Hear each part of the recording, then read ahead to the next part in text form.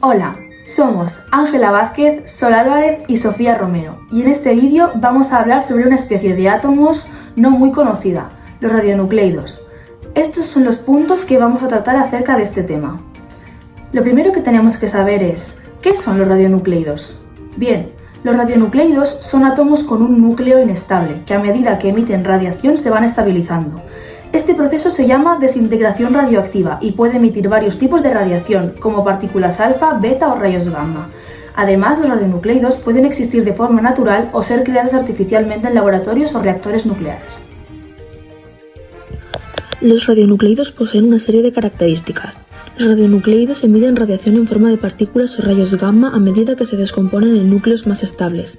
Cada radionúclido tiene una vida media específica, que es el tiempo que tarda en descomponerse la mitad de la muestra. Puede usarse en medicina, industria y investigación. Algunos radionúclidos son utilizados en la generación de energía nuclear a través de fisión. Pueden encontrarse en la naturaleza o pueden producirse mediante reacciones nucleares o en laboratorios o reactores. La exposición a radionúclidos puede tener efectos nocivos sobre la salud, incluyendo cáncer. Se utilizan contadores Geiger, cámaras de niebla y otros dispositivos para detectar y medir la radiación emitida por radionúclidos. Para entender de lo que vamos a hablar es muy importante saber cómo se produce. Los radionucleidos se pueden producir de dos maneras, tanto de forma artificial como de manera natural. Hablamos de producción artificial cuando los radionucleidos se generan en reactores nucleares, aceleradores de partículas, pruebas nucleares y durante accidentes nucleares como pueden ser el accidente de Fukushima o el de Chernóbil.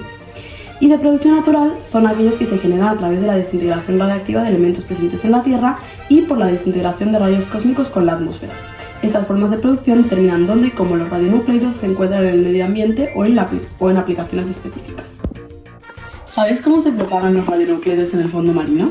Gracias a la investigación que llevó a cabo Robert Gismond, el director del laboratorio marino Kewalo, se ha comprobado que los vertidos radiactivos detectados en el agua nunca permanecen en el mismo lugar. Los radionucleidos pueden ser transportados a través de corrientes oceánicas y también se ha descubierto que los animales marinos migratorios podrían propagarlos.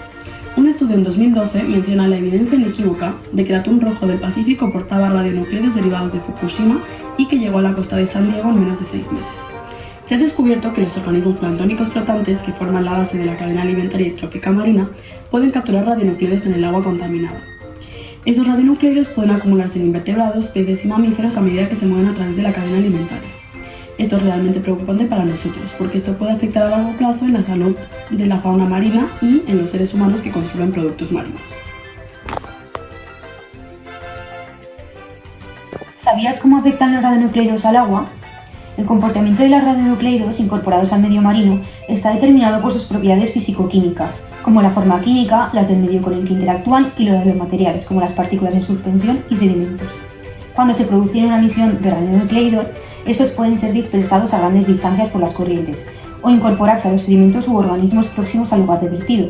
Así el agua diluye los niveles de actividad de los radionucleidos, mientras que los sedimentos actúan como sumidero. Esta acumulación puede ser reversible, y el radionucleido depositado en el sedimento volvería de nuevo a la columna de agua. Los radionucleidos se pueden encontrar de diferentes formas en las aguas, en disolución, en interacción con las partículas en suspensión y también en procesos de absorción y desorción. En el mar se encuentran muchos radionucleidos, pero nos vamos a centrar en 3, los transuránicos plutonio y americio y también el cesio, que se ha introducido en las aguas mayoritariamente a causa de explosiones nucleares en la atmósfera y por los vertidos realizados por las centrales nucleares. El plutonio y el americio, por ejemplo, tienen un comportamiento químico bastante complejo, ya que pueden presentarse bajo diversas formas químicas relativamente insolubles y con una marcada tendencia a incorporarse a los sedimentos, por lo que es complicado encontrar una disolución, aunque es posible. Como he mencionado antes, los radionucleidos afectan negativamente a los seres marinos. ¿Sabéis cuáles son estos efectos? Se pueden acumular en los tejidos. Radionucleidos, como el cesio-137, el estroncio 90 y el yodo-131, pueden imitar elementos de la naturaleza, provocando que los animales lo incorporen a sus tejidos. El cesio-137 se comporta como el potasio, por lo que se acumula en los músculos. También pueden tener efectos genotóxicos. La radiación emitida por los radionucleidos puede dañar el ADN de los organismos marinos, lo que puede causar mutaciones genéticas, cáncer y afectar al éxito reproductivo de las especies. Los radionucleidos pueden interferir en procesos reproductivos en muchas especies marinas. Por ejemplo, se ha observado que la exposición a niveles elevados de radiación afecta la capacidad de algunos peces para reproducirse, disminuyendo la fecundidad y afectando al desarrollo de los embriones.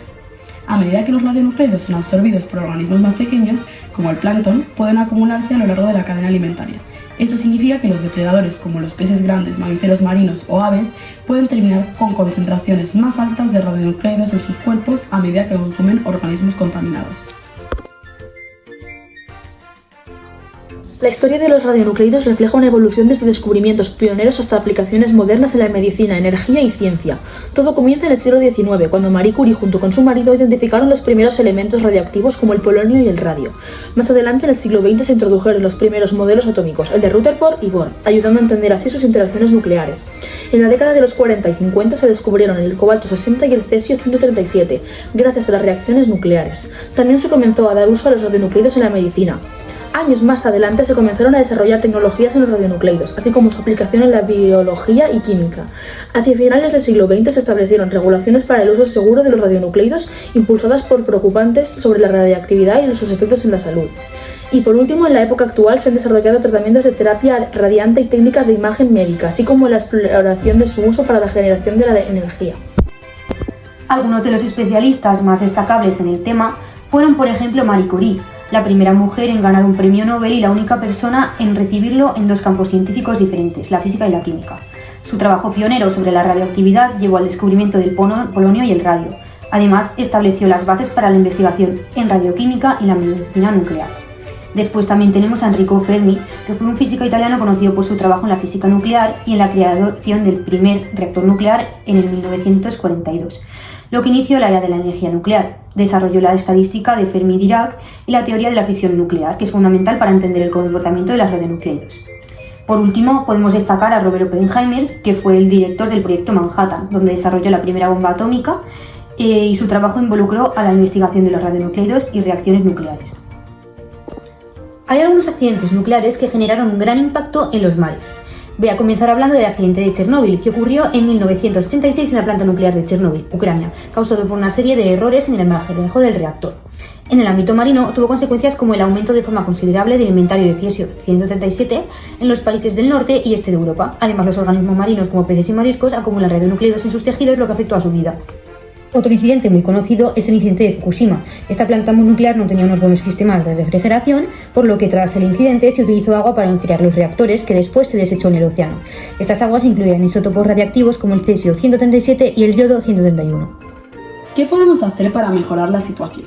Para empezar, estaría bien establecer sistemas de monitoreo de radionucleidos tanto en aire, agua, suelo y organismos vivos. De esta forma, podemos detectar cualquier aumento en los niveles de radiación y así actuar de manera inmediata.